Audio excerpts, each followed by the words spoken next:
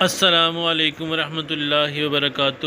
آج ہم ایک کرشماتی علاج آپ کے لیے لے کے آئے ہیں اور آپ انشاءاللہ یہ استعمال کریں، آپ کو بہت فائدہ ہوگا۔ وہ امراض جن کا جسم میں گرمی کی زیادتی کی وجہ سے یا عورتوں میں حرارت کی زیادتی کی وجہ سے بہت بڑی بڑی خرابیاں آ جاتی ہیں اور اولاد پیدا نہیں ہوتی، ان کے لیے ایک بہت ہی کارآمد نسخہ ہے۔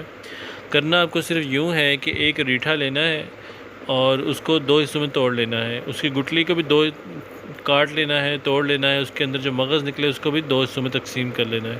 بس ایک حصہ جو ہے مغز کا اور ایک حصہ اس کے چھلکے کا عورت کو کھلا دیں اور ایک حصہ جو ہے وہ مرد کو کھلا دیں۔